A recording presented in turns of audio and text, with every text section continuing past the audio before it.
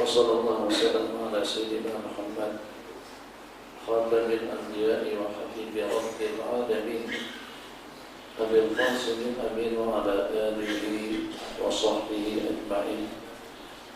رب اشرح لي صدري ويسر لي أمري واحلل عقدة من لساني يفقهوا قولي. رب يسر ولا تعسر رب جمل بخير.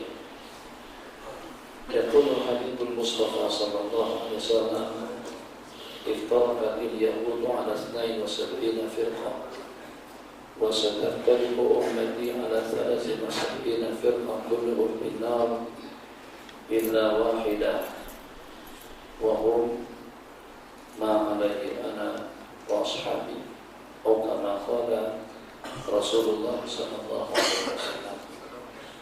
InsyaAllah pada pagi hari yang berbahagia ini kita akan mengamati satu buah riwayat, satu rangkaian hadis yang nanti kita sabdakan tentang perpecahan umat di akhir zaman atau tentang nasib daripada umat Nabi Muhammad sallallahu alaihi wasallam yang akan berpecah belah kepada 73 kelompok.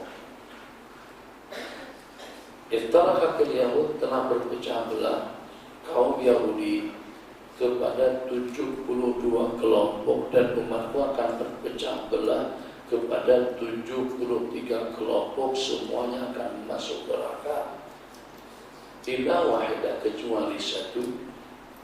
Maka dengan para sahabat pun menanyakan, siapakah gerangan kelompok yang selamat? Al-Firqatun Najiyah, kelompok yang satu yang akan mendapatkan keselamatan dunia dan akhirat, yang akan mendapatkan kebahagiaan yang abadi nanti pada hari kiamat.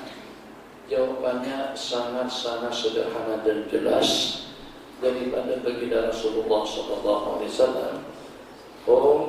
Kelompok Al-Firqatun Najiyah, kumpulan yang selamat, ma alaihi ana, kelompok yang sebagaimana aku, akidahnya, syariahnya, pemikirannya, perilakunya, perangainya, perbuatannya, wa ashabi, kelompok yang sebagaimanapun dan juga dengan para sahabat.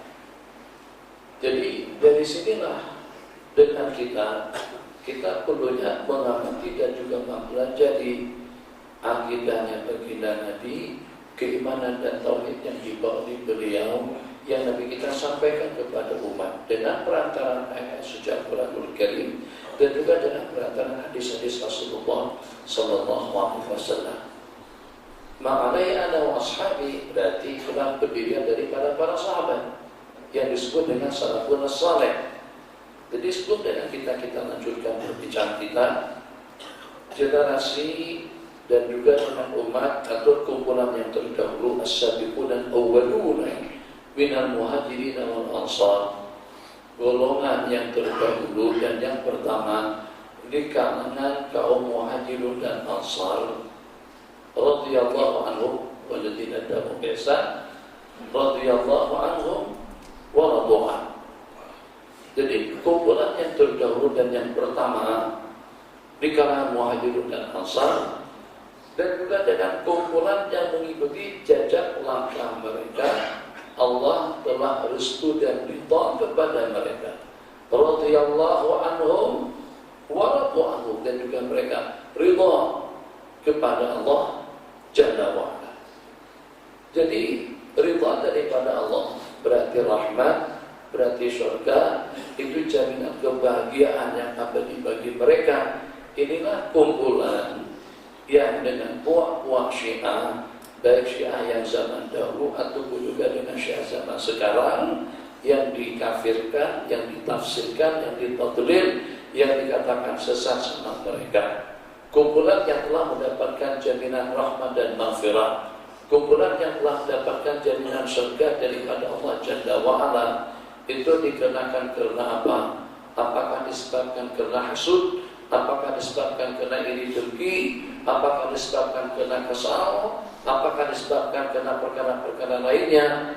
Yang secara pasti, baik dengan Syiah yang dahulu ataupun juga dengan Syiah yang sekarang, itu dengan akidah mereka terbaur dengan akidah Majusi, bahkan asal muasal daripada kumpulan Syiah itu berasalkan daripada penyembah-penyembah api.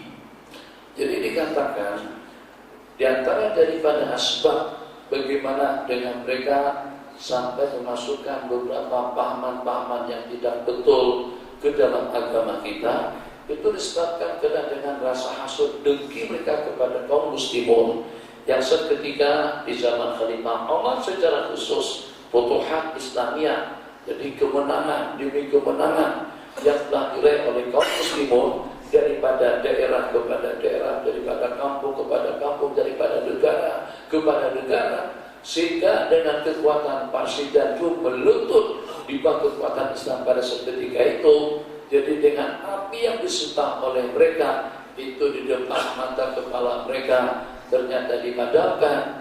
Jadi dengan rasa dendamnya kepada agama yang dibawa oleh para sahabat pada seketika itu, ini diantara daripada faktor utama bagaimana agar dengan mereka mampu untuk meracuni pemikiran dan akidah daripada umat Islam. Itulah dengan pahaman-pahaman yang menyeleweng dan juga dengan pahaman-pahaman yang menyimpang daripada ajaran agama.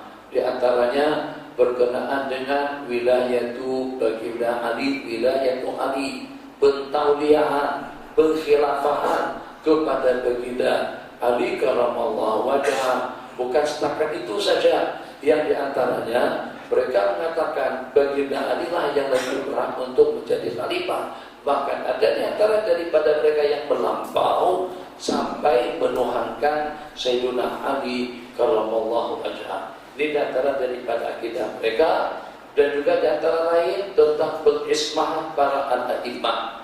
Menurut mereka imam-imam mereka yang 12 itu maksud daripada kesalahan, tidak boleh salah. Mutlak kebenaran fatwa dan pandangan daripada mereka.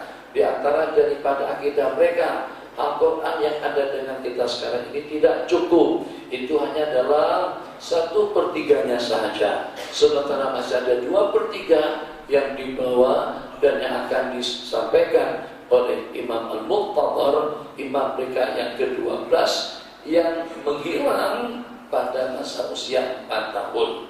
Akan muncul nanti di Karbala, akan muncul pada akhir zaman untuk membawa kelengkapan daripada Al-Quran yang ada dengan kita sekarang. Banyak lagi dengan perkara-perkara seumpamanya. Kembali kita kepada hadis. Insyaallah kita di sini sampai pada pukul 7 sesubuh, kemudian jam 15 menit terakhir pernah ada sebarang soalan. Jadi insyaallah saya tadi malam tidur setakat dalam 2 jam saja. Jadi kita sama-sama jaga mata, sama-sama untuk menahan dan mujahadah sedikit untuk kita melawan mata dan juga untuk kita melawan keadaan. Mudah-mudahan dengan majlis yang kita adakan pada pagi hari ini sedikit sebanyak memberikan pencerahan dan juga memberikan leluasa wawasan kepada kita siapakah yang dimaksud dengan al-firqatun najiyah, kumpulan yang selamat. Jadi secara nasionalnya peluang kita untuk kita mempelajari dan juga untuk kita mengenal akidah yang selamat itu di sepanjang kita hidup pada waktu kita di dunia saja. Ya kalau pada itu dengan kita nanti kita kembali pada Allah Jalla wa'ala, penyesalan yang seperti apapun bentuknya, siapapun dia, jabatannya, kedudukannya, hartanya, pemerintahannya, politiknya, ekonominya, itu tidak akan mampu untuk mengembalikan kita hidup ke dunia. Peruntukan umur kalau pada saat ketika sudah habis, yang walaupun mantan menteri besar, yang walaupun tuan sultan, yang walaupun yang di Pertuan Agung, yang saya sempat di sini, yang di Pertuan Agungnya Sultan Salahuddin, yang dengan sultannya itu diantaranya Sultan Iskandar, yang diantaranya Sultan Perak, yang dengan menteri besarnya diantaranya Tuan Guru pada beberapa hari yang lalu. Rupa-rupanya yang namanya kematian itu tidak memilih dan memilah. Ataupun juga dengan MS 1717 jurusan daripada Amsterdam menuju KLID yang ditembak hancur atau ditembak terbakar oleh pasukan pasukan Rusia yang sebagaimana dikatakan seperti itu. Walhasil dengan tidak membeda-bedakan apakah dia kiai, apakah dia maulana, apakah dia tuan guru, apakah dia para habaib, pilot, pramugari, pramugara, atau juga dengan sultan, perdana menteri, presiden. Perdana menteri kita sudah ada 2, 3 yang telah mendahului kita semuanya. Ternyata mati tidak memilih dan tidak memilah, tidak membeda-bedakan. Habis peluang Anda, habis jatah hidup kita di dunia, yang seketika udara untuk kita hirup ternyata sudah habis. Tatapan pandangan mata kita melihat ternyata sudah habis. Untuk yang didengar ternyata sudah habis. Untuk yang dimakan dan diminum pun juga ternyata sudah habis. Seketika rezeki kita sudah habis, kita akan kembali kepada Allah Jalla wa'ala. Berapa banyak pun duit yang kita miliki, seperti apapun tingginya jabatan kita, seperti apapun juga hebatnya kita, tidak akan mungkin kita menembus sesaat waktu untuk kita kembali ke dunia, atau juga untuk kita beramal soleh, hatta dengan lantunan tasbih sekalipun kita tidak akan mampu untuk melaksanakannya. Kenapa? Sebab ketetapan umur yang telah ditentukan oleh Allah Jalla wa'ala itu saja peluang kita untuk kita mencapai segala target. Apakah untuk kita mencapai keduniaannya, kemewahannya, kenyamanannya, kenikmatannya, atau juga untuk kita mencapai kebahagiaan yang abadi, rahmat Allah, maghfirah Allah, ridha Allah, dan juga dengan surga sebagai tempat persinggahan yang paling istimewa. Ini semuanya keluar di tangan kita semuanya. Alhamdulillah, yang tidak membeda-bedakan antara orang-orang miskin dengan orang-orang kaya. Sebagaimana orang-orang kaya diberikan peluang untuk beribadah, untuk berzikir, kita orang miskin yang tidak punya apa-apa pun juga mendapatkan peluang yang sama. Apakah kira-kira keberadaan kita di sini, secara khusus dengan saya pribadi sebagai pendatang halal atau pendatang haram, itu istilah kita di sini, tak kisah. Ada permit, tak ada permit, jakim bagi permit, jakim tak bagi permit, ada tauliah, tak ada tauliah, tetap kita diberikan leluasa untuk kita bernapas, diberikan leluasa untuk kita melihat, diberikan leluasa untuk kita melangkah, diberikan leluasa untuk kita berpikir, diberikan kebebasan dan wewenang untuk kita berbuat. Juga dalam waktu yang sama kita diberikan wewenang leluasa untuk kita beribadah. Untuk urusan ibadah tidak perlu permit, tidak perlu izin, tidak perlu kebenaran. Apakah kira-kira untuk kita datang ke surah Al-Muhajirin, masuk ke sebuah masjid, minta maaf Tuan Haji, ada permintaan masuk ke masjid, ada izin paspor untuk masuk ke masjid,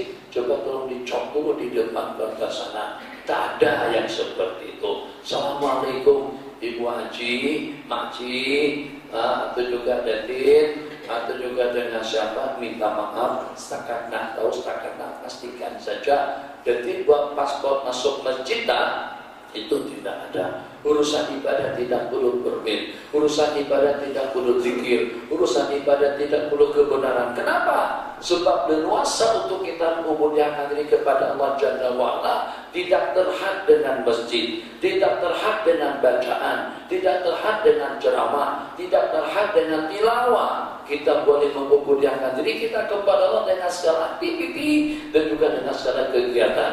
Ibadah kita dengan makanan, dengan minuman, dengan mata, dengan tangan, dengan kaki, dengan anggota, dari ujung rambut sampai ke ujung kuku, mampu untuk membawa kita ke dalam surganya Allah, mampu untuk mendekatkan kita kepada Allah. Mungkin itu dengan tangannya, dengan kakinya, dengan mulutnya. Jadi kita hitung, kita boleh berpikir kegiatan-kegiatan yang kita capai dengan perantara tangan. Gerak tangan itu kira-kira ada dalam berapa, tatapan pandangan melihat itu kira-kira ada dalam berapa, telinga juga dengan pendengarannya ada dalam berapa jenis, yang satu persatu dengan nawaitu yang betul dan juga sesuai dengan aturan, tulus ikhlas karena Allah, berarti ibadah.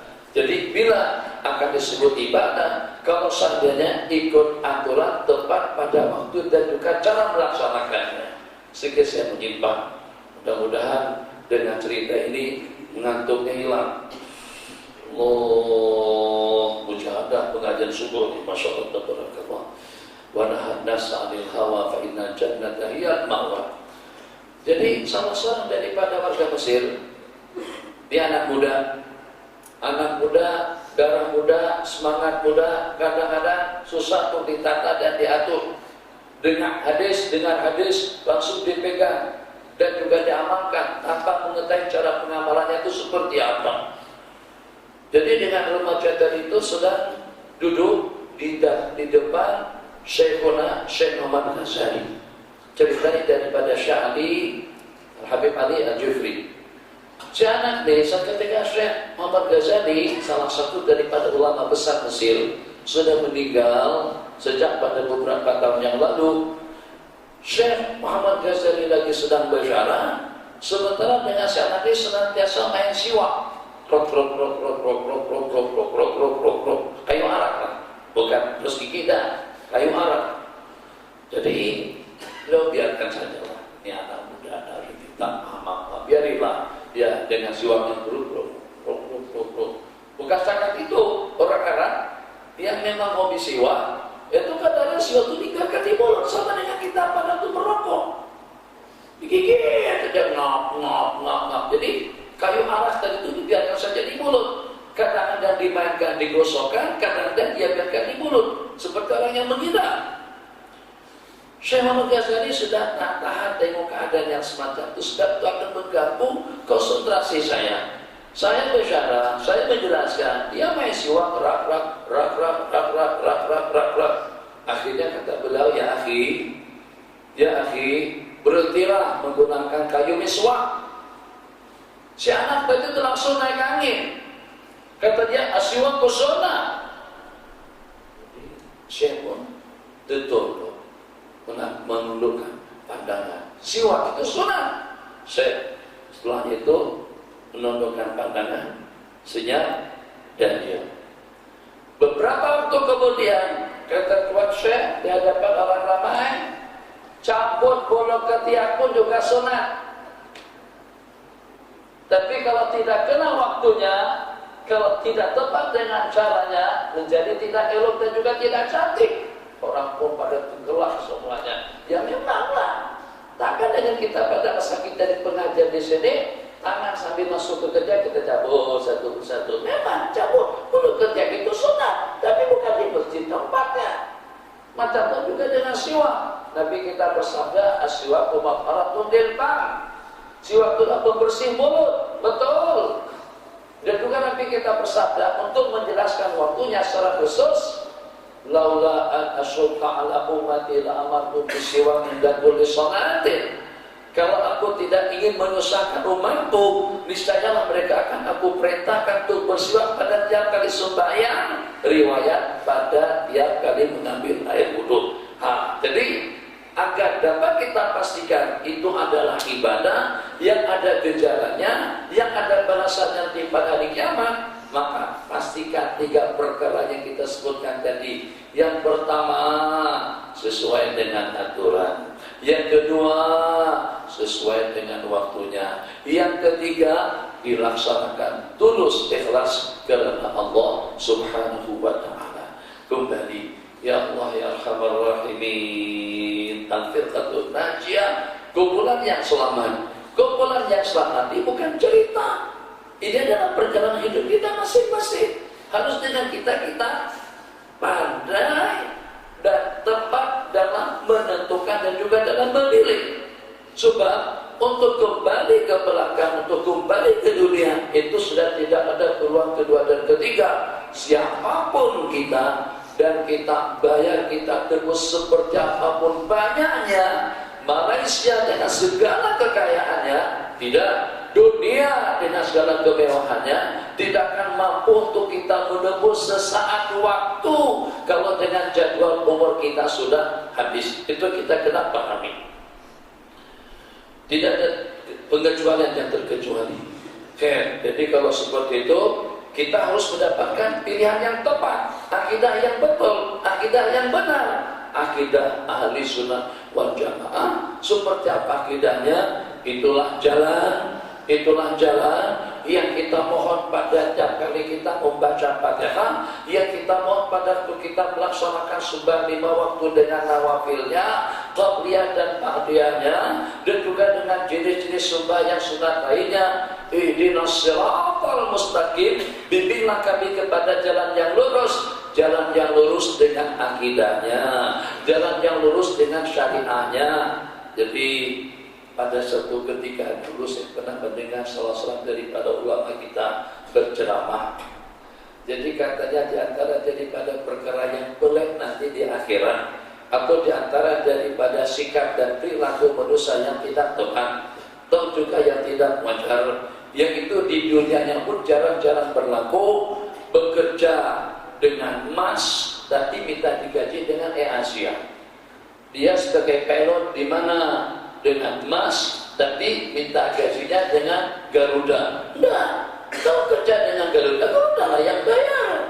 Naik Lion Air, ya udah, tiketnya Lion Air dan keluarkan. Takkan dengan kita naik Garuda, ternyata duitnya kita serahkan kepada Asia. Atau takkan dengan kita naik taksi, tapi ternyata dengan bayarannya dibayar kepada kereta api. Itu jelas tidak betul. Itu bayangan atau gambaran secara sederhana. Jadi seperti itu juga, yang menjadikan surga itu siapa? Yang menjadikan rahmat itu siapa? Yang menjadikan maghfirah itu siapa? Jawabannya Allah. Allah yang akan bagi balasan. Surganya Allah. Rahmatnya Allah. Maghfirahnya Allah. Anugerahnya Allah. Tapi macam mana dengan kita mendapatkan segala-galanya daripada Allah kalau kita tidak ikut aturannya Allah? Renung, pikir, kan belita. Nak masuk surganya Allah tapi tidak ikut aturanku. Undang-undang kamu bukan undang-undangku. Cara muamalahmu bukan ikut panduan agamaku. Hidupanmu tidak ikut syariatku. Mahkamahmu tidak ikut syariatku, pergaulanmu tidak ikut hukum hakamku, keberadaanmu, aktivitimu, kegiatanmu, aktiviti kita semuanya, kalian semuanya itu tidak berpanduan dengan ihdinas siratal mustaqim. Kenapa kalian nak minta balasannya dengan aku? Kan logik sekali itu nanti. Sangat-sangat logika, sangat-sangat logik sekali, rasional sekali. Kalau pada saat dengan kita atau dengan seseorang yang mengerjakan sesuatu, terus dia meminta balasan atau bayaran kepada orang yang punya syariah, kepada orang yang punya kerjaan, kita diperlakukan di mana bekerja di saya, di Tesco, saya yang bayar gaji, iya betul. Tapi tidak mungkin sebaliknya, bukan tidak mungkin berarti mustahil, tapi kebanyakannya seperti itu. Maka kalau perilaku kita, makan minum kita ikut pedoman hukum, halal, haram, hati-hati. Sekarang sudah tersebar dalam masa sudah terbongkar, yang walaupun dapat dirasakan sejak pada 5 tahun yang lalu, kacungkan antara khinzir dengan biri-biri. Masya Allah, tabarakallah. Khinzir dengan biri-biri, mukanya khinzir, rupa-rupanya muka khinzir itu dibawa kemana-mana pun tidak akan berobat. Sementara dengan badannya berbulu, satu perkara yang pelik. Kalau dengan biri-biri, kalau dengan kambing ada tanduk, khinzir tidak ada tanduk. Khinzir tidak ada tanduk, kenapa tidak naik tanduk? Nah, mereka buat kepala kita dulu-dulu kalau sebut nasi mandi, nasi keramba, nasi biryani, nasi bukhari, kapsah, apalagi kapsah kambing, Masya Allah, itu diantara daripada yang nikmatnya kita nikmati. Mandi luar biasa, apalagi mandi dengan kambingnya. Mandi yang paling sedap itu hak mana? Itu yang hak Al-Jazirah. Al-Jazirah ke mana? Kak Sri Petali. Hak Al-Dhiyafah. Al-Jazirah lagi sebab sebelum ini. Al-Dhiyafah. Aroma bau nasi apa? Ini kan perut subuh ini bakalan makan. Jadi kita tak pada cerita makan dulu. Jadi aromanya, baunya memang lain. Yang walaupun masakannya kering, tapi bau nasi itu berarti memang sedap. Masya Allah, tabarakallah. Lauknya kambing luar biasa. Kemudian yang kedua ada nasi mandi yang restoran Yaman yang dekat KLCC di bawah situ pun juga sedap. Sekarang hati sudah mulai bimbang. Jangan-jangan ini daripada jenis biri-biri yang tidak pakai tanduk, yang mukanya bulat semacam tupi. Nah, tuh was-was. Tapi dalam waktu yang sama, kalau ikut panduan hukum, selama Anda tidak yakin dengan jenis yang dimakan itu haram, selama itu juga masih boleh lagi kita memakannya. Alhamdulillah. Itu menurut fuqaha masyarakat. Tapi kalau menurut ulama tasawuf, mereka lebih berwaspada dan juga lebih berhati-hati. Jadi mazhab tasawuf itu sama dengan mazhab pramugari dengan pramugara. Mazhab pramugari dengan mazhab pramugara, jangan dimatikan. Pada waktu mendarat dan juga pada waktu terbang. Ikut mazhab pramugari dan juga pramugara, tali kereta, sapu pengaman kena dipasang. Ikut mazhab pramugari dengan pramugara, kursi kena dibetulkan, kembalikan kursi ke tempat asalnya, meja ke tempat asalnya, kursi ke tempat apalah, dan taulah. Nah, pada waktu mau mendarat, kaca cermin tingkap kena dibuka. Dan kalau tadi buka pun selamat insya Allah. Tak ada hubungannya, yang penting pilot tengok. Penumpang tak tengok, tak ada masalah. Buktinya mendarat di waktu malam. Oke saja. Kadang-kadang sampai suci, tolong buka tingkapnya. Tolong buka tingkap. Apa? Ya kita tanah gaduh lah. Kata dia buka-buka lah, selesai masalah. Tuh apa pula kalau dengan kita komit. Tapi pelinnya semacam itu. Kalau seandainya kita di pilot, tak apalah, tutup tingkap itu membuka untuk kita mendarat. Sementara kita penumpang, pelor depan, hak dia terbuka, jelas nampak.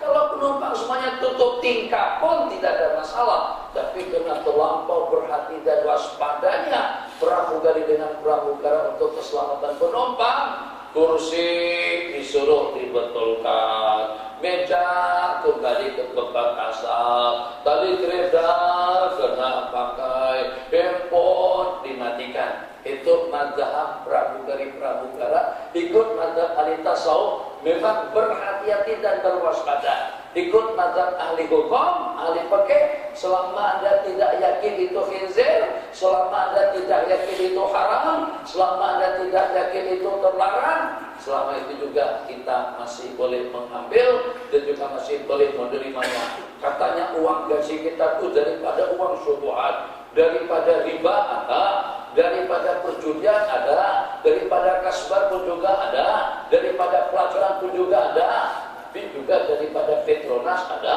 daripada petrol ada, daripada minyak ada, berniaga pun juga ada, campur baur. Kalau ikut mazhab pramugari tak boleh diambil. Tapi kalau ikut mazhab fuqaha, kata fuqaha, selama gaji yang diberikan kepada kita tadi itu bukan daripada sumber haram yang secara pasti, maka kita masih boleh mengambil dan menerimanya. Kembali kepada hadis ma'alaihi ana wa ashabi, waktu kita tinggal 8 menit, insyaallah boleh tak mengantuk lagi. Ma'alaihi ana wa ashabi itu ikut gaya tauhid atau akidah pendirianku dan juga dengan para sahabatku. Masya Allah, tabarakallah. Jadi tersenaraikan dalam rukun iman yang 6, beriman kepada Allah, beriman kepada Rasul, beriman kepada kitab, beriman kepada para malaikat, beriman dengan hari pembalasan, dan juga beriman dengan Allah dan qadar. Itu untuk kita memudahkan agar bagaimana dengan kita dapat memahami hakikat iman dengan 6 rukunnya yang satu persatu memberi keterangan lebih lanjut. Beriman dengan Allah Jalla wa'ala sebagai sang pencipta yang memberikan segala-galanya, yang mengatur. Kepada Allah kita memohon, kepada Allah kita meminta, hanya daripada Allah segala kemudaratan, hanya daripada Allah segala manfaat dan juga segala kemanfaatan, daripada Allah lah segala nikmat, segala rezeki. Mana buktinya? Ya Allah ya Arhamar Rahimin. Ini anak daripada produk kelang yang sama. Ini bahasanya bahasa secara sederhana. Anak Tuan Haji, anak Bu Haji, Pak Haji dengan Maji melahirkan 5 orang adik-beradik, semuanya laki-laki.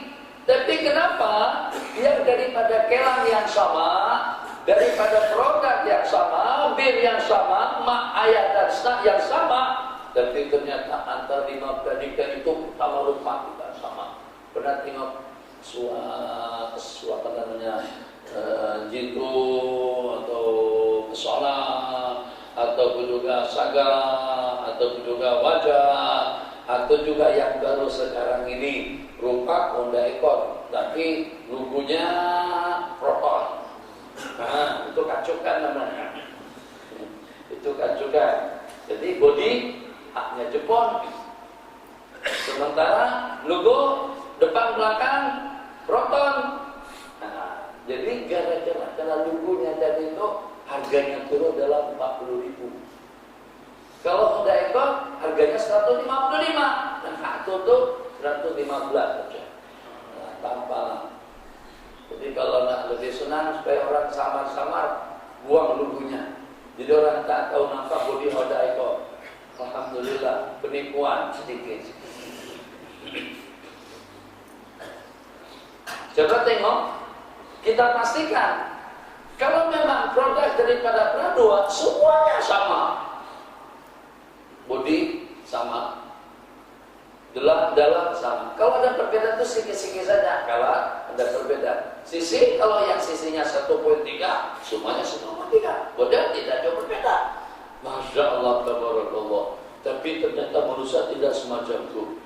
Mak, ayah yang sama, tapi rupa anak yang berbeda-beda. Oke, siapa yang membedakan? Satu, nasib yang berbeda-beda. Siapa yang membeda-bedakan? Rezeki yang berbeda-beda. Siapa yang membeda-bedakan? Ini tidak kalah cerdasnya, cerdas dan pintar. Tapi ternyata nasib kehidupannya kurang daripada apa? Nasib kehidupannya kurang daripada adiknya. Abahnya bagaimana langsung jadi pilot. Sementara dengan dia tidak lebih daripada hanya seorang pemandu bus jurusan Kelantan KL. Ada cerita waktu udah dekat habis nasi lemak katanya nanti menunggu pada pukul 7.30. Jadi sebelum itu tadi saya dimaklumkan sebab kita biasanya kuliah subuh setengah jam ya. Ini sudah habis setengah jam. Tapi karena nasi belum sampai lagi, tadi diminta sampai pukul 7.30 katanya. Jadi biasanya bus, kereta api, atau kalau sana sebut dengan trampo kalau di Mesir, nah, taksi, dia ada jurusannya. Jadi kadang-kadang jurusannya itu ada 2 tempat persinggahan, katakan saja daripada kota warisan. Jadi kata dia nilai seremban, atau nilai Melaka. Artinya jurusannya daripada kota warisan menuju nilai dan juga menuju Melaka. Jadi orang Arab macam itu juga. Kalau seandainya jurusannya Jeddah, Mekah, Taif. Jadi kata dia, ini kita sedang belajar di Jeddah. Jadi kata dia Mekah, Taif. Artinya jurusan kereta kita nih, taksi kita nih menuju ke Mekah, kemudian baru ke Taif. Bas begitu perjalanannya. Yang saat ketika si pemandu ini cari penumpang, ada orang Melayu di samping dia. Kata dia haram Jeddah. Orang itu langsung terperanjat. Kita terima haram Jeddah. Maksudnya jurusan Masjidil Haram ke Jeddah. Nah, itu maksudnya haram Jeddah. Wah, katanya orang Arab pakai menyumpahi. Wah, pandai.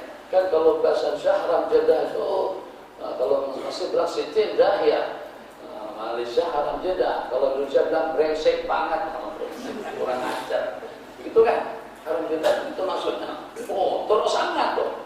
Bahkan ada yang mengatakan haram jeda dibandingkan dengan brengsek itu baru dalam sesukunya saja. Haram jeda itu lebih parah lagi. Memang diperli, dicerkan, dicaci betul. Kalau sampai dikatakan haram jeda seperti itu. Seperti kata Datuk Mufti di Kedah, ada seorang muslimah tanya, Datuk, tanya, kalau perempuan tak ada mahram nak pergi ke Mekah, boleh tak?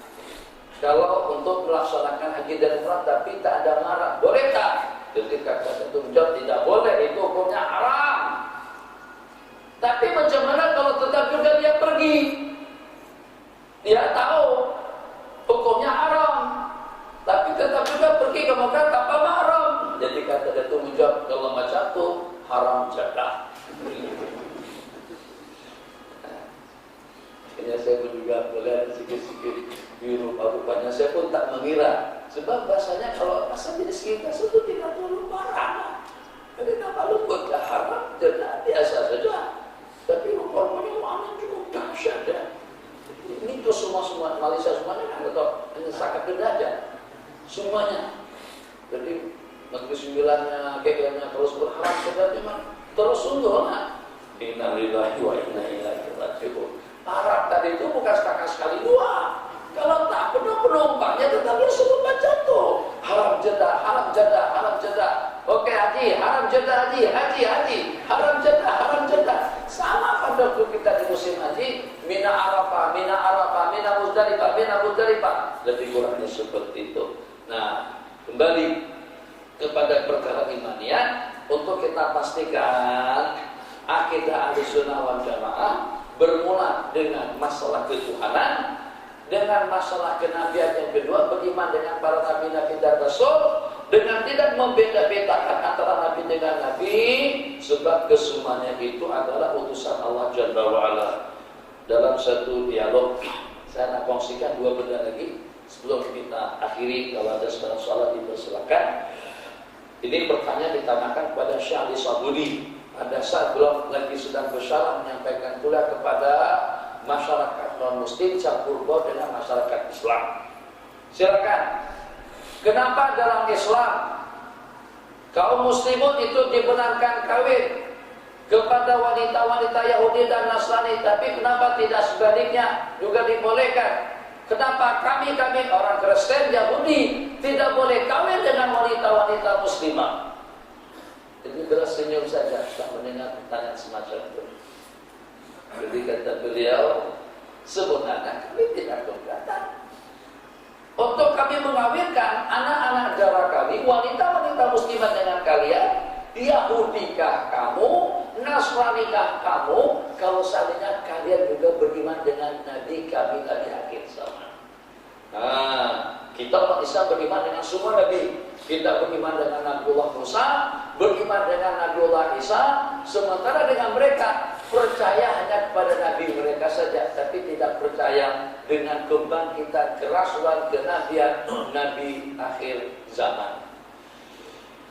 Jadi pada satu rangkaian cerita ini bagus supaya kumpulan Salafi dan Wahabi tempat kita tidak melampau dan juga dengan orang-orang yang terbabi dengan politik yang berbeda, tidak menghakimi kesudahan seseorang dengan bahasa kasar dan jelasnya.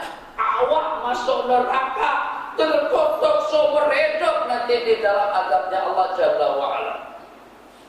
Amar ma'ruf satu perkara yang wajar, itu kita lakukan. Nahi anil munkar sebagai satu perkara yang wajar, bahkan dua kewajiban yang patut kita laksanakan. Tapi memerli, menghinakan, memandang sinis, memandang rendah itu tidak. Macam itu juga anta ta'ala Allah, mengatasi Allah untuk memperkatakan tidak akan terampunkan dosa kesalahan kamu. Kamu tidak akan masuk surga. Kamu macam ni, awak masuk neraka nanti. Tak boleh kita menghakimi kesudahan seseorang. Kita tidak dapat memastikan kesudahan yang seperti apa dengan kita dan juga kesudahan yang seperti apa nanti dengan dia. Jadi seperti itu hakikatnya. Jadi salah seorang daripada ahli Hijaz menceritakan tentang suatu kejadian. Kita simpulkan dulu. Dia salah, kita tegur, oke. Dia tidak tahu, kita ingatkan, iya. Tapi kita katakan, awak ini tak reti kah, tak pandai kah, tak ada otak kah, tak ada akal kah. Kalau sampai terbabit, itu kan sudah membeli orang. Tuh lebih. Dia melakukan kesalahan, sama, selesai. Polis trafik.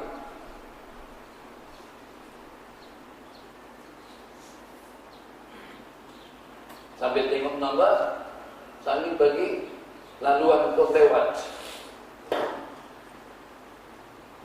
Diri dia, diri.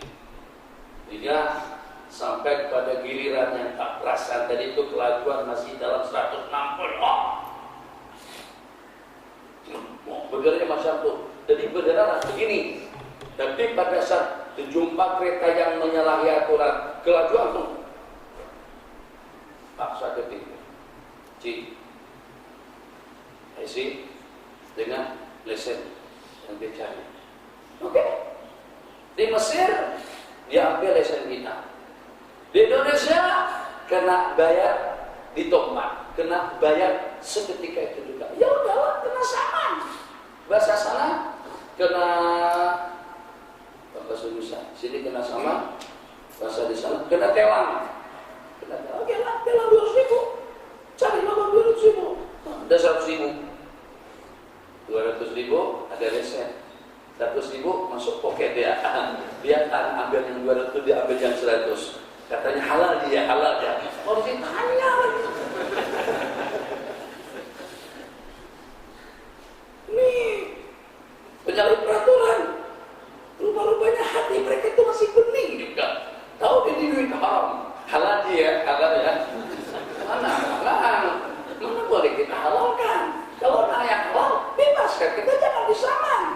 Laju kan kita ada urusan, kita juga ada keperluan. Mungkin di sini beranak atau lagi sedang dalam keadaan sakaratir juga sudah dirawat di hospital mana. Wajar ada sedang. Kalau kita laju, yang saya maksud, oke, kita kena sama, 200. Tapi boleh jangan macam-macam lagi dengan kita. Pakai songkok, pakai sorban, taruh di aturan, enggak? Coba tengok tulisannya, tidak boleh semacam itu. Itu memberi orang mencaci, mencerca atau mencaci maki lebih daripada kesalahan yang dia lakukan. Jadi kata seseorang tadi itu, ada salah seorang pemuda dalam di bawah usia 30-an tahun, terbabit dengan minuman keras, selalu minum khamar. Innalillahi wa inna ilaihi raji'un. Saat ketika digerbak pula dengan bahasa di sana, jadi ada operasi polis sehingga dia termasuk daripada orang-orang yang tertangkap. Tapi tak lama kemudian dia dibebaskan, dia senyum saja. Dia tidak konflik dan juga tidak memberontak. Akhirnya si pemuda tadi itu karena untuk mendapatkan minuman daripada luar tidak dapat, untuk mendapatkan minuman daripada teman-teman berduka sesat, akhirnya dia buat minuman keras di dalam bilik tidur dia sendiri. Jadi secara manual lah, mungkin itu dengan tapaika atau juga dengan jus apakah, diperap sampai dia boleh buat minuman keras di rumahnya. Tapi nakalnya salah tadi itu, dari masa ke semasa ternyata dia jemput temannya untuk meminum arak yang dibuat yang diproduknya. Tak lama kemudian datang polis, akhirnya tertangkap kembali. Pada masa dia dalam tahanan, berjumpa dengan seseorang, pada muka, tidak paham, tidak reti, tidak kenal, awak sedang berada di mana? Di muka Madinah, ini Hijaz. Kamu adalah warga orang yang setetangga dengan agama itu musyawarah. Kamu disumpahi, dicela, dicaci, tidak ada rasa malu, pada muka, disumpahi semacam itu. Sampai cercaan dan celaan tadi itu, awak macam mana nak berjumpa dengan Allah? Ya seketika kamu terbabit dengan minuman keras, seketika kata-kata itu diucapkan, langsung tergamang dia, langsung insan menetes air matanya, bagaimana awak nak berjumpa dengan Allah seketika kamu terbabit dengan minuman keras, diberi, dicerca dan dicaci maki. Jadi kata dia, oke, sesaat lagi aku akan tunjukkan kepada kamu bagaimana aku nak berjumpa dengan Allah Jalla wa'ala. Maka dengan sang pemuda tadi itu langsung pergi ke bilik air, dia ambil air wudhu, kemudian dia sembahyang 2 rakaat, rakaat yang terakhir, dan pada sujud yang kedua ternyata dia hembuskan napasnya saat ketika itu. Dia nak tunjukkan bagaimana awak nak berjumpa dengan Allah. Nih, dia dalam keadaan sujud. Dan ada jaminan pasti yang mengatakan awak masuk neraka, kamu terlaknat sebab kamu tidak melaksanakan Islam secara syamil. Hati-hati, jangan sampai mengatasi leluasa Allah. Allah Maha Pengasih, Allah Maha Penyayang, Allah Maha Pemberi, Allah Maha Lembut, Allah Maha Mengatur. Mungkin saja orang yang bercakap seperti itu ternyata penghujungnya tidak elok. Yang sebaliknya tadi itu, dia memang terbabit dengan minuman, mungkin juga terbabit dengan korban, mungkin juga terbabit dengan perjudian. Tapi itu sama sekali tidak menutup leluasa rahmat dan maghfirah daripada Allah. Mungkin pada penghujungnya, mungkin pada masa penggal kedua daripada usianya, mungkin juga sebelum dia meninggal dunia, menangis, istighfar, tobat, kembali kepada Allah, sehingga kematiannya dengan iringan tobat dan juga dengan ucapan La ilaha illallah. Jadi kesimpulannya tentang Al-Firqatun Najiyah tadi itu memang susahlah dalam 45 menit kita membicarakan secara tuntas untuk tentang ketuhanan.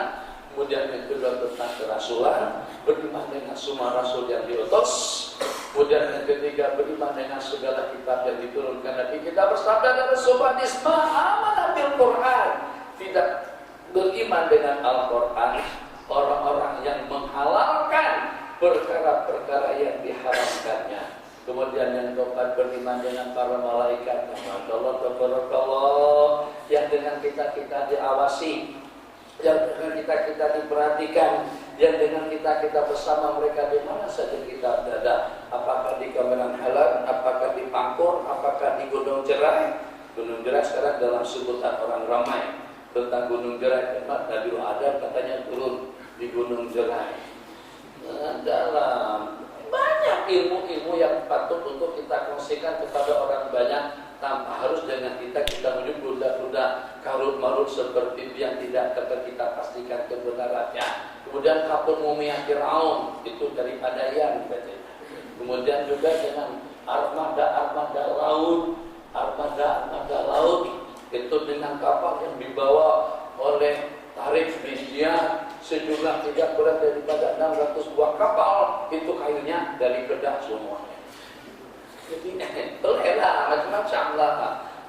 Bagilah maklumat yang betul kepada kita yang tidak banyak tahu tentang hakikat agama kembali. Jadi tentang para malaikat, Masya Allah, tabarakallah, di rumah malaikat bersama kita, di Gunung Jerai malaikat bersama kita, tempat yang tertutup malaikat bersama kita. Di samping muraqabatu kabilah ijazah wa'ala, itu membuat kita betul-betul terperhatikan. Seperti kamera itu tetapannya tajam sekali.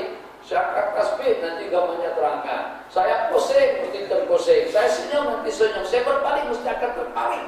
Rekaman cukup jelas dan tepat. Macam itu kehidupan kita sehari-hari, di bawah pandangan dan tatapan Allah Jalla wa'ala, dan dengan disertai, dilihat dan disaksikan oleh para malaikat-malaikat Allah. Yang kelima dan yang keenam, beriman dengan hari pembalasan. Kalau tidak itu apa tuh Nabi? Kan senang orang yang sudah jadi kaki perempuan, senang malam ini dengan siapa, besok dengan siapa, daripada dengan cara nikah. Kalau dengan cara nikah, dengan dia, dengan pasangannya seumur hidup, alaiha nahya wa alaiha namut, sejak daripada nikah sampai mati, kecuali kalau bercerai dan kawin lagi. Tapi orang yang melacur, orang yang berhubungan dengan perempuan malam, atau juga sebaliknya, dia boleh ganti-gantikan, besok dengan siapa, lusa dengan siapa. Yang penting angkat genggam telepon. Sekarang sudah serba mudah untuk melaksanakan kemaksiatan dan kemungkaran. Kalau tidak kena yakin dengan hari pembalasan, siapa yang tidak merasa nikmat dengan hubungan bebas? Siapa yang tidak merasa senang dengan minuman serba dan puasa? Siapa yang tidak merasa nyaman ambil duit dari sana sini? Punyanya dia kah? Punyanya siapakah? Punyanya kerajaan kah? Serba bebas macam itu. Kehidupannya seperti itu. Kenapa dengan kita tidak memilihnya? Karena kita percaya dan yakin dengan hari pembalasan. Yang keenam, supaya tenang, bening, nyaman, pikiran kita fokus dan konsentrasi, hati kita bening dan nyaman, cobaan, gangguan, problem, atau juga tantangan hidup itu kita kendalikan kepada ketetapan takdir yang segala-galanya telah ditetapkan dan telah ditakdirkan oleh Allah. Allah Maha mengetahui apa yang Allah ketahui itu tidak akan meleset daripada kehidupan seseorang. Jadi kalau kita meyakini Allah Maha Pengasih, Allah Maha Penyayang, Allah Maha Tahu, Allah Maha Mengatur, berarti tidak ada satu atau tidak ada cobaan, derita, penyakit, ujian, tantangan yang menimpa kepada seseorang yang terlepas daripada rahmat, daripada kasih sayang dan aturan Allah Jalla wa'ala. Maka kalau kita meyakini Allah itu Maha Pengasih, berarti cobaan yang menimpa kepada kita, banjirnya, tsunami-nya, gunung berapinya, dan yang seumpamanya, itu pada hakikatnya sebagai suatu peringatan atau sebagai suatu penghapusan, pemadaman terhadap dosa-dosa kesalahan, atau juga untuk mengangkat pangkat dan kedudukannya di sisi Allah, atau juga untuk membanyakkan ganjaran pahala kita nanti pada hari kiamat. Tidak luput daripada 4 hikmah yang kita sebutkan tadi. 7,5 sudah habis. Allahu Akbar. Saudara sebarang soalannya, kata Allah sendiri baru 7,26. Yang itu sudah 1, sudah 31. Jadi ada soalan tadi? Silakan.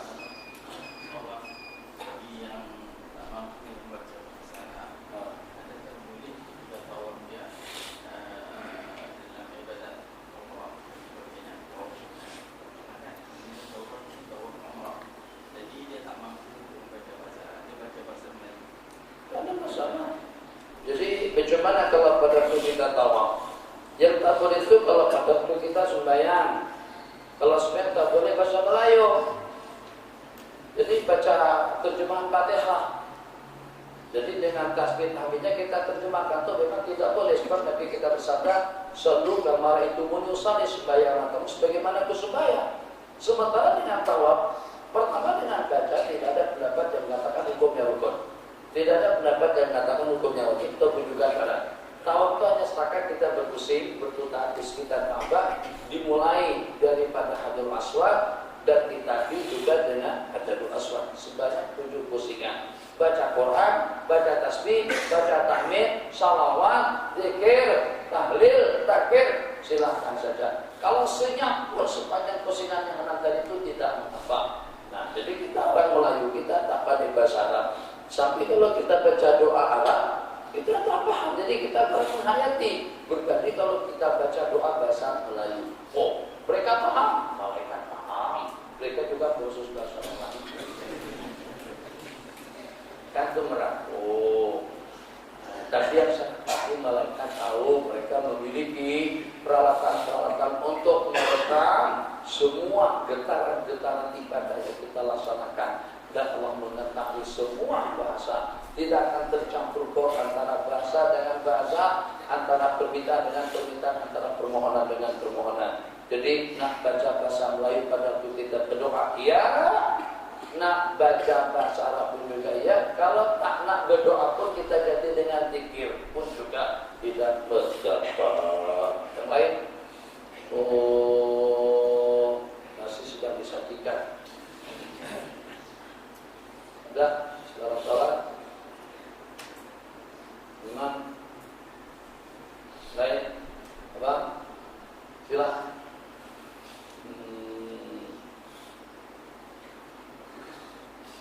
Silakan Ustaz.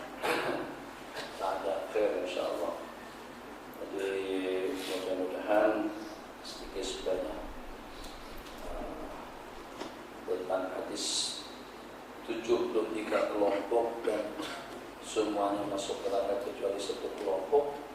untuk diketahui sekedar tahu saja, perpecahan Syiah itu pun sebenarnya sudah lebih daripada 70 kelompok. Syiahnya, Khawarijnya, Qadariyahnya itu sebenarnya jadi pecah-pecahan yang banyak. Kelompok yang selama itu kelompok Ahlussunnah wal Jamaah, kelompok Jabariyah yang dengan kita ini tidak punya leluasa. Kita ini majbur seperti boneka saja. Sementara kelompok Qadariyah mengatakan kita yang berbeda dan kita yang menentukan. Ahlussunnah wal Jamaah akidahnya seperti apa? Jadi yang menggerakkan hati untuk itu dan ini itu adalah Allah.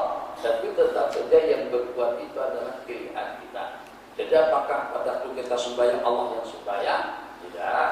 Yang sembahyang itu kita akan, tapi yang begitu hidayah dan leluasa untuk kita sembahyang itu adalah Allah. Jadi akidah Ahlussunnah ini antara Jabariyah dengan Qadariyah. Ada lagi kumpulan Khawarij dengan pecahannya, dikatakan kumpulan teroris yang ekstrim dewasa ini dan sejak daripada dahulu lagi itu di antaranya kumpulan yang meneruskan pahaman Khawarij yang dengan mereka mengkafirkan tiap orang yang terkafir melakukan dosa besar. Maka Ahlussunnah wal Jamaah yang walaupun dia membunuh, yang walaupun dia berzina, selama dia meyakini bahwasanya membunuh itu besar-besar, berzina itu hukum haram, selama dia tidak menghalalkan yang haram dan tidak mengharamkan yang halal, dia tetap melakukan dosa kesalahan, bahkan perkara-perkara besar, asalkan dia tidak beranggapan itu suatu perkara yang dibolehkan, iman dan akidahnya masih tetap utuh dan terjaga. Subhanallah wa bihamdika, asyhadu an la ilaha illa anta, astaghfiruka wa atubu ilaik. Rabbana atina fid dunya hasanah fil akhirati hasanah wa qina adzabannar. Amin. Walhamdulillahi rabbil alamin.